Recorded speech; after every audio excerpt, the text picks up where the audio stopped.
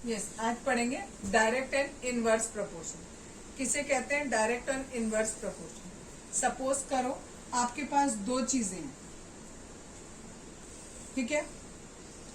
पहली चीज की वैल्यू जो है वो इंक्रीज हो रही है और जो दूसरी चीज है उसकी भी वैल्यू इंक्रीज हो रही है, ठीक है। अगर ऐसा होता है तो दैट मीन्स डायरेक्ट वेरिएशन है, यानी डायरेक्ट प्रपोर्शन है। फॉर एग्जाम्पल, अगर सपोज करो यहां पर मैंने लिखा है बुक्स और यहां लिखा है कॉस्ट, ठीक। पहले मेरे पास यहां पर एक बुक थी, उसकी कॉस्ट सपोज 50 रुपीज थी, ठीक। अब मैंने बुक्स बढ़ा दी, मैंने 10 बुक कर दी, तो ऑब्वियसली कॉस्ट भी हमारी बढ़ जाएगी। तो क्या हो रहा है, ये चीज बढ़ी तो ये वाली चीज भी बढ़ गई। अगर ऐसा होता है कि दोनों चीजें एक साथ या तो बढ़े या दोनों एक साथ कम हो जाएं।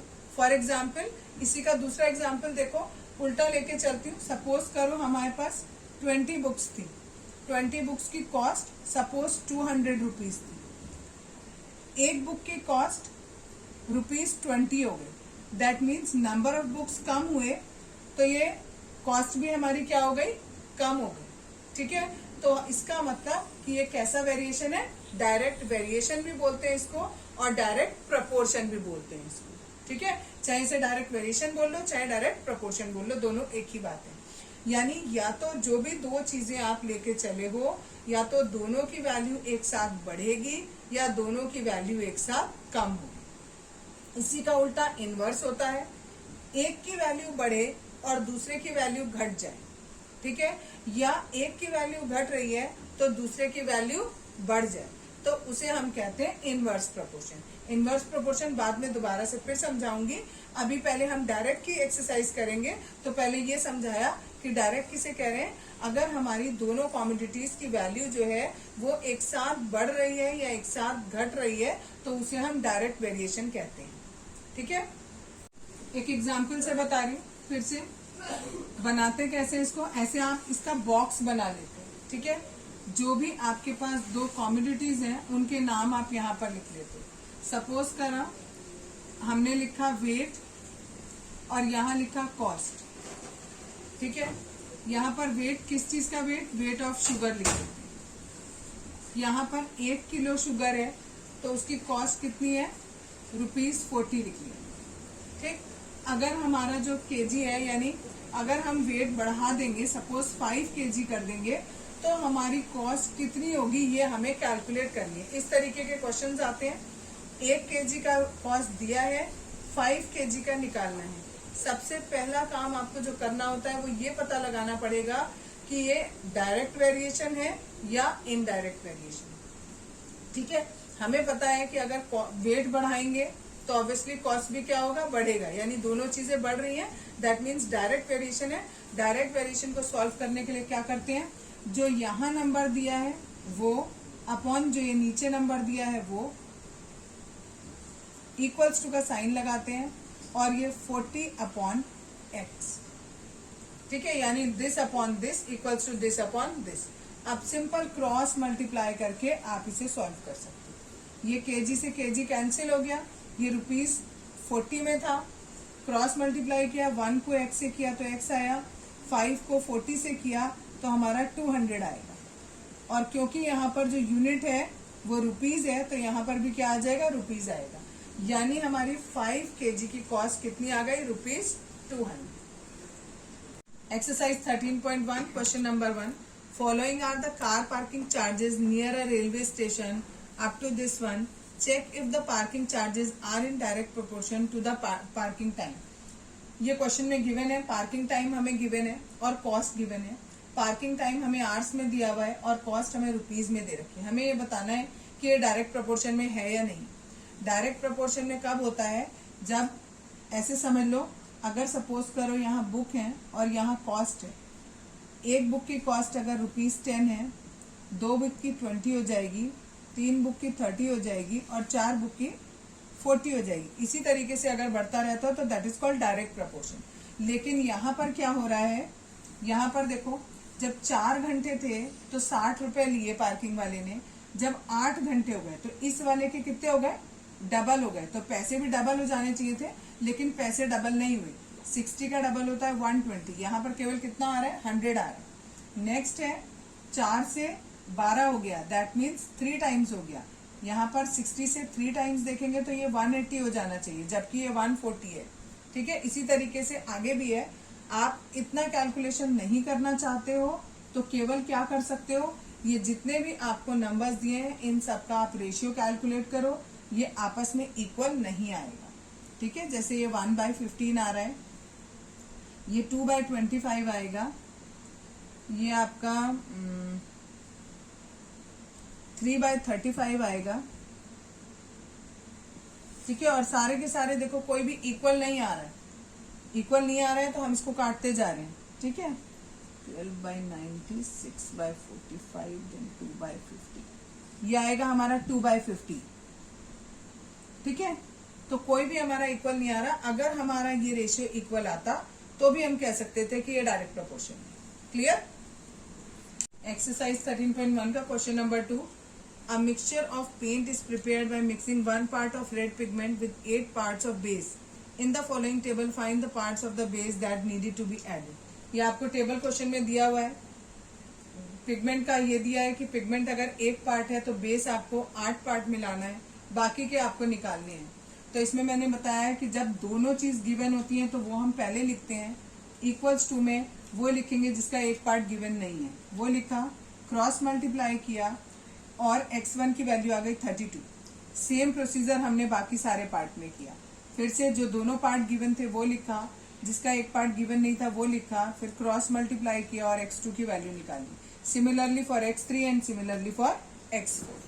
Question number 3, in question 2 above if one part of a red pigment, एक पार्ट रेड पिगमेंट का किसके इक्वल दिया है, रिक्वायर्ड 75 ml ऑफ बेस, यानी एक पार्ट हमें, अगर हम रेड कलर का लेते हैं तो हमें बेस का 75 ml लेना पड़ेगा। आगे क्वेश्चन में पूछा है उन्होंने, how much red pigment should be mix, कितने पार्ट हम रेड पिगमेंट के मिक्स करें 1800 ml बनाने के लिए। बेस का अगर हमें 1800 ml है हमारे पास तो हम उसमें कितने पार्ट हम रेड पिगमेंट के मिलाएं।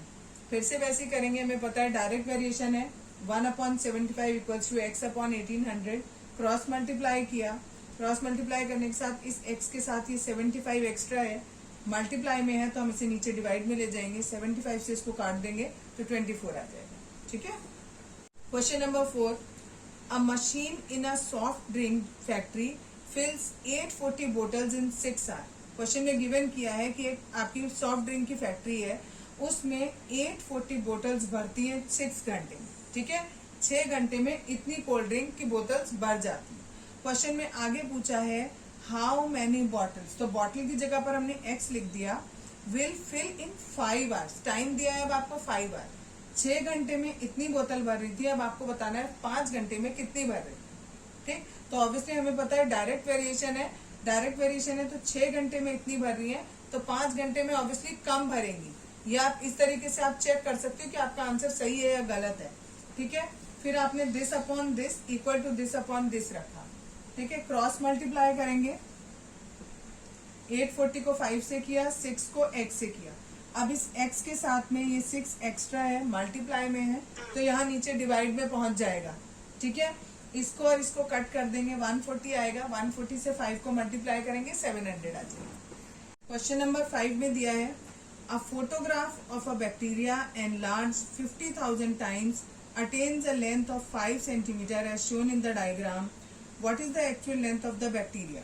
If the photograph is enlarged 20,000 times only, what would be its enlarged length? आपसे क्वेश्चन में ये पूछा गया है कि सपोज करो कि एक आपका बैक्टीरिया है, अगर आप वो एक्चुअली 5 सेंटीमीटर का है और आपको बड़ा करके कितना दिखाई दे रहा है, वो 50,000 दिखाई दे रहा है, इतना बड़ा दिखाई दे रहा है। अगर इतना बड़ा दिखाई देना है तो उसकी एक्चुअल लेंथ कितनी होगी ये आपको बताना है। ठीक है, पहले हमने इसको, क्योंकि डायरेक्ट वेरिएशन है, अपॉन में रखा, कैलकुलेट कर लिया। आगे आपको ये कैलकुलेट करके हमने निकाला 2 सेंटीमीटर हमारा आया। ठीक है, कैसे आएगा, क्रॉस मल्टीप्लाई करो, 50,000 को मल्टीप्लाई किया हमने किससे, x से, और 5 को किया 20,000 से। उसके बाद x के साथ ये 50,000 एक्स्ट्रा है, मल्टीप्लाई में है, तो इसको हमने यहाँ डिवाइड में लिख दिया। सारे जीरो से कट गया, 5 से 5 कट गया, केवल 2, दैट इज 2 सेंटीमीटर। यहाँ पर आपको सेंटीमीटर लिखना इज मस्ट, ठीक है। Question number 6, in a model of a ship the mast is 9 centimetre high while the mast of the actual ship is 12 metre है। आपको एक शिप दी है, उस शिप का मास्ट जो है उसकी एक्चुअल लेंथ आपकी 12 मीटर है, जबकि मॉडल में वो केवल 9 सेंटीमीटर का है। ऐसे ही आपको बताना है कि अगर जो आपकी एक्चुअल शिप है अगर वो 28 मीटर की है तो उसका मॉडल कितना बड़ा होगा। तो सिंपल डायरेक्ट वेरिएशन है, 9/12 इक्वल टू x/28। पहले क्रॉस मल्टीप्लाई करेंगे, इसको इससे करेंगे, इसको इससे करेंगे। जो भी हमारा x के साथ एक्स्ट्रा होता है ये मल्टीप्लाई में है तो ये डिवाइड में जाएगा, ठीक है। 28 भी मीटर में था, 12 भी मीटर में था, मीटर से मीटर कैंसिल हो गया। 9 हमारा सेंटीमीटर में था तो वो सेंटीमीटर हमने यहाँ लिख दिया, बाकी काट दिया है, आंसर 20 बनाया, that is the answer. Question number 7, suppose 2 kg of sugar contain 9 into 10 की power 6 crystals. How many sugar crystals are there in 5 kg and 1.2 kg? आपको वेट दिया है शुगर का, नंबर ऑफ क्रिस्टल्स दिए हैं, 2 kg में इतने क्रिस्टल हैं, 5 kg में पूछा है और 1.2 kg में पूछा है। ये ए पार्ट है और ये बी पार्ट है। ए पार्ट हम कैसे कैलकुलेट करेंगे, पहले this upon this equal to रखेंगे, this upon this, cross multiply करेंगे, x के साथ ये 2 मल्टीप्लाई में है तो ये डिवाइड में चला जाएगा, 9 5 45 हुआ, अपॉन 2, इसको डिवाइड किया, इट इज 22.5 आ गया। इसको स्टैंडर्ड फॉर्म में चेंज करेंगे। स्टैंडर्ड फॉर्म में चेंज करने के लिए हम क्या करते हैं, आपको क्या करना है, पहले नॉन जीरो नंबर के बाद डेसिमल लाना है, दैट मीन्स 2.25 यहाँ लाना है। आपने डेसिमल कितना खिसकाया, केवल एक प्लेस खिसकाया और लेफ्ट में खिसकाया तो 10 की पावर 1 हो जाएगा और ये 10 की power 6 as it is. 2.25 into 10 की पावर 7 हो गया, ये हमारा आंसर हो गया फर्स्ट पार्ट का। इसी तरीके से हमें बिल्कुल सेकेंड पार्ट कैलकुलेट करना है। सेकेंड पार्ट में हम क्या करेंगे, ये वाला तो ऐसे ही रखे रहने देंगे, आगे लिखेंगे 1.2 अपॉन y, यानी 2 into y is equals to 1.2 into 9 into 10 की पावर 6। y की वैल्यू आएगी 1.2 इंटू 9 इंटू 10 की पावर 6 अपॉन, ये 2 मल्टीप्लाई में था तो नीचे डिवाइड में चला जाएगा, 2 से हम इसे काटेंगे, इट इज 0.6, 0.6 को 9 से मल्टीप्लाई करेंगे, इट इज 5.4 इंटू 10 की पावर 6। ये ऑलरेडी स्टैंडर्ड फॉर्म में है तो इसको चेंज करने की जरूरत नहीं है। Clear. Question number 8, Rashmi has a road map with a scale of 1 centimetre representing 18 kilometre. एक रोड मैप है जिसमें 18 किलोमीटर को 1 सेंटीमीटर के इक्वल दिखाया गया है। पूछा है आगे क्वेश्चन में 72 किलोमीटर कितने सेंटीमीटर के बराबर होगा। तो फिर से हमने इनको इक्वल रखा, क्रॉस मल्टीप्लाई किया, x के साथ ये मल्टीप्लाई का 18 एक्स्ट्रा है, इस 18 को हम डिवाइड में ले आए, सॉल्व किया तो इट इज 4 सेंटीमीटर। एक्सरसाइज 13.1 का क्वेश्चन नंबर 9, आपको दिया है क्वेश्चन में कि एक पोल है और उस पोल की शेडो, पोल की जो हाइट है वो आपको 5 मीटर 60 सेंटीमीटर दिया और शेडो आपको 3 मीटर 20 सेंटीमीटर उसकी लेंथ दी हुई।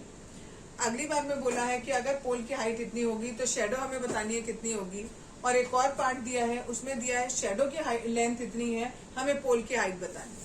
पहली बात, ये मीटर और सेंटीमीटर दो यूनिट आ रही है तो पहले हम इसे एक यूनिट में कन्वर्ट करेंगे।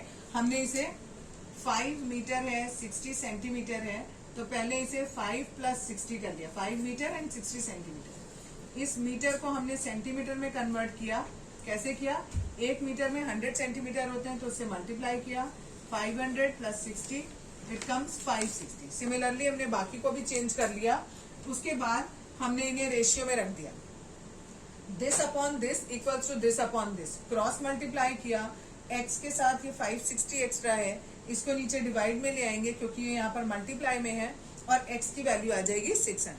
सिमिलरली नेक्स्ट पार्ट में किया, जो दोनों पार्ट गिवन है पहले वो रखा और इक्वल रखा y अपॉन 500 की, फिर से क्रॉस मल्टीप्लाई किया, y के साथ 320 एक्स्ट्रा है उसको नीचे लाएंगे, डिवाइड में लाएंगे क्योंकि मल्टीप्लाई में है और सॉल्व करके हमारी वैल्यू आएगी 900। एक चीज और, जो हमारी वैल्यूज आई हैं दोनों, यहाँ पर आपको सेंटीमीटर लिखना is must, 900 centimetre. Clear. Next question, question number 10, a loaded truck travels 14 kilometre in 25 minute. एक ट्रक है, उसका डिस्टेंस दिया है कि वो 14 किलोमीटर डिस्टेंस कवर करता है कितनी देर में, 25 मिनट्स में। हमसे पूछा है वो कितना डिस्टेंस कवर करेगा इन 5 आवर्स में। अब यहाँ जो 5 दिया है वो आर में दिया है और यहाँ मिनट है हमारा ये 25, तो हम इसको भी पहले मिनट्स में चेंज कर लेंगे। Now 14/25 equals to x/300, cross multiply करेंगे, x के साथ 25 एक्स्ट्रा है, मल्टीप्लाई में है तो ये डिवाइड में चला जाएगा, सॉल्व करके लिखेंगे तो दैट इज 168 और ये आएगा हमारा किलोमीटर में आंसर। क्लियर?